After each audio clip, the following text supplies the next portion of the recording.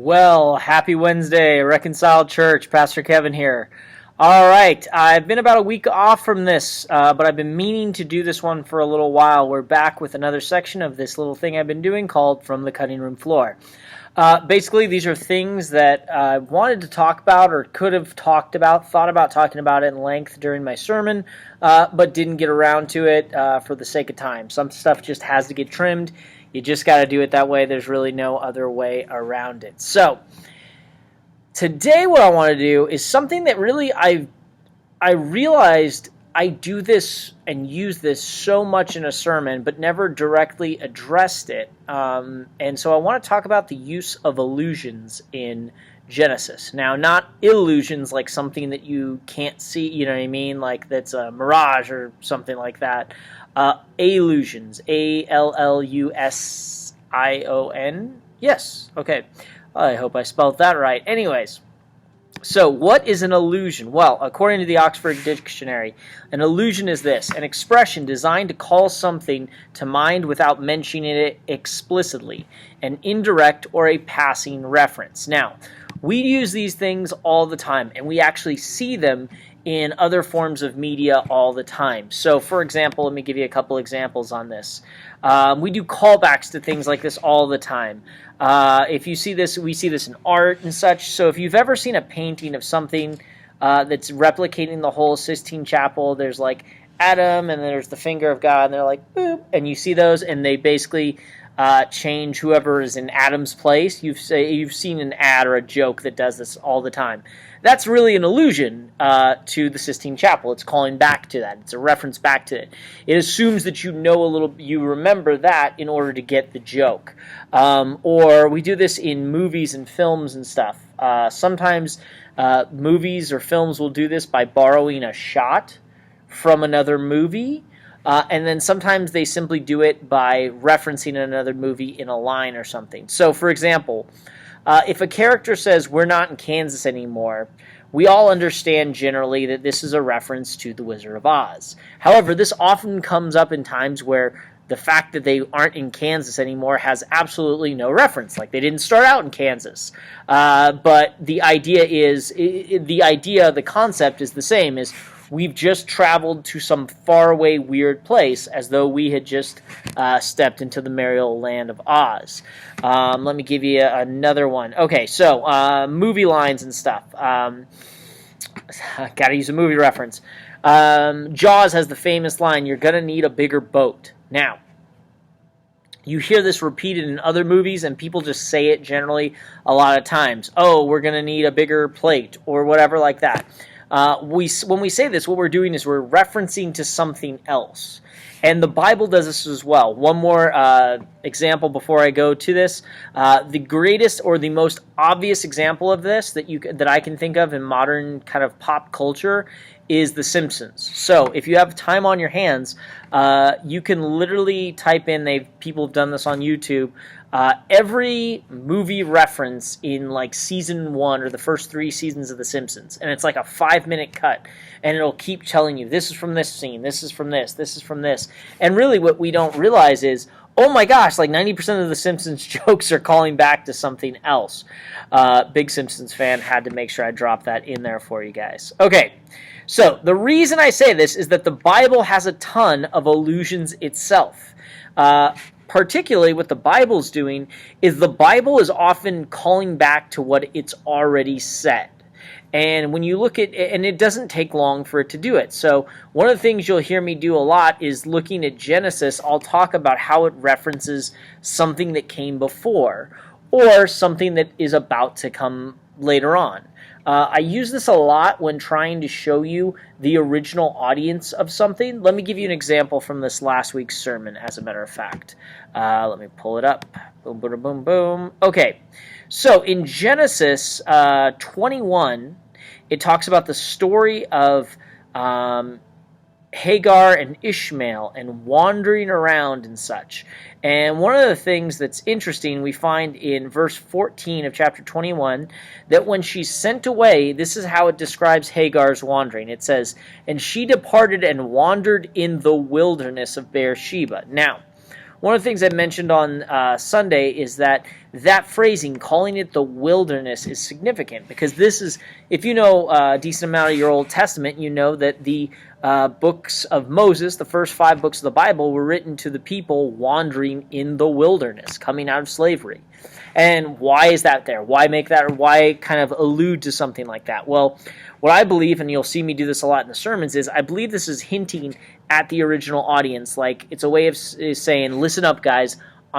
This refers to you. This talks about you. We see references to things like that all the time, whether they be plagues, references to Egypt, things like that. All these things are reminders of what they connect these two stories. They connect the stories that are being told with the audience that it's being told to. So we find these ideas and these allusions frequently in the Bible, and especially in Genesis. Let me give you another example. Let me see if I can pull it up. From 2 weeks ago, we're looking at the story of Sodom and Gomorrah. And one of the things I mentioned is that when God comes to Abraham and explains why he's going to destroy Sodom and Gomorrah, is he makes a bunch of references to things that have come before. Let me pull the actual verse up so I can say it for you. I don't want to speak it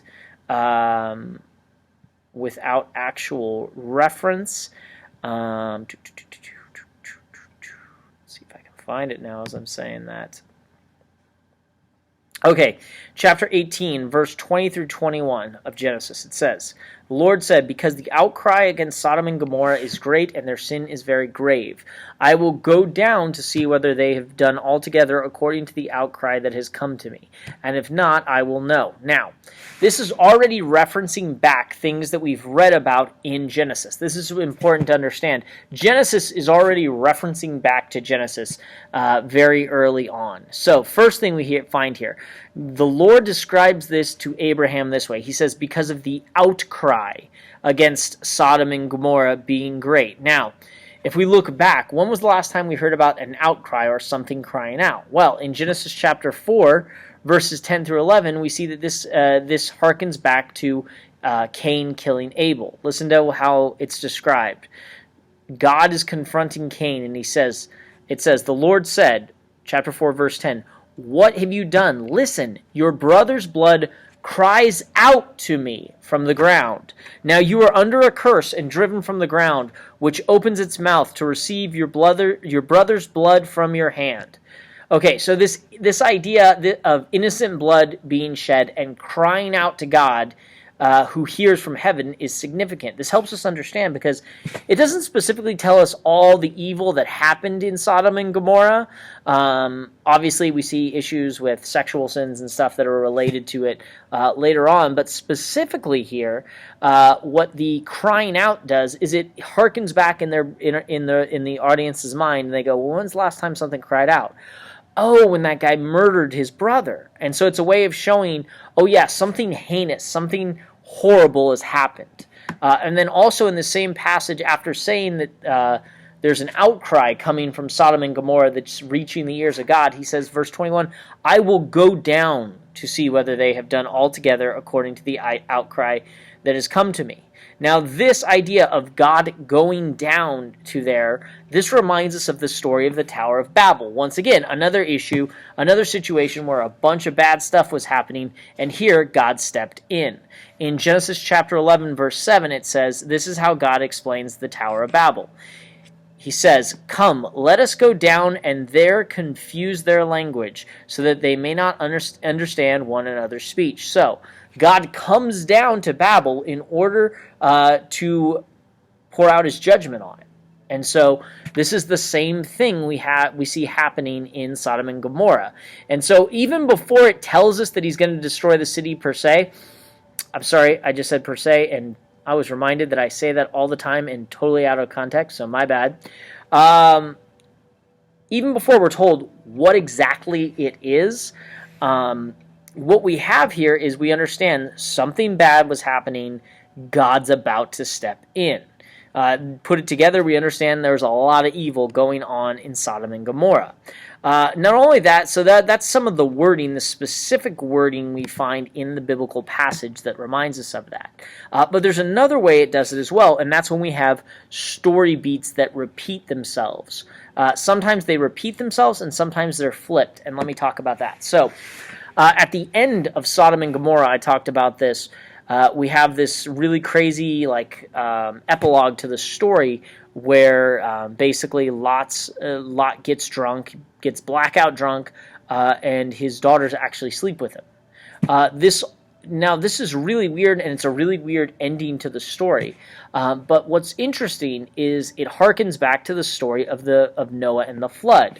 One of the things that's often left out of the kids' Bible stories of Noah and the flood is that Noah, after everything, he's escaped the flood. He plants a vineyard. He gets blackout drunk. He passes out, and one of his sons comes and uncovers his nakedness. Now, it doesn't go as far as it does in the story of Lot, but what's interesting here is how similar those endings, those epilogues to the story are. And what we see here is if we look at those two endings, we still see this kind of gradual decay of society with it. We see that where it almost went that far with Noah, it goes that far and beyond with Lot. So we see some ideas of a gradual degradation of society with that. And then another way that we find this in the Bible is with taking an allusion but flipping it. So it's familiar language, familiar imagery that the audience would have been familiar with, but it's flipped. So when we talked about Sarai and Hagar, I'm not sure how you say it. Anyways, when you look at their story, what's it the story of? It's the story of someone of Abraham's household oppressing an Egyptian slave. Now, there's an irony to this because in reality, it was written to an audience that was being oppressed by slavery in the land of Egypt, and specifically the children of Abraham. So literally, the shoe is on the other foot there. So these are all just things like this that are important to note. One of the things that's important is it gives us points of reference. It helps us to understand unclear things more clearly. Like I said, we're not even specifically told all the details of why Sodom and Gomorrah was so heinous, but when we see references to Cain killing Abel or the Tower of Babel, we get the idea it's something big and it's something bad. This helps us also understand points of references. So when we see those little things, it helps us know, oh yeah, like those people for whom the book was written for. The reason I mention all these guys is I want these to be things that are in the back of your mind when you're reading your Bible at home. So the more we follow these things, the more we understand these things, what happens is we become better Bible students. This is just another tool in your tool belt to use as it comes up and as it's useful. So that's what I have for you guys this week. It's a little bit of a shorter one this week, but I think this is super useful, and I guarantee you're going to hear me mention this over and over again in sermons, so this is a great point of reference. Anyways, guys, God bless, love you, see you Sunday.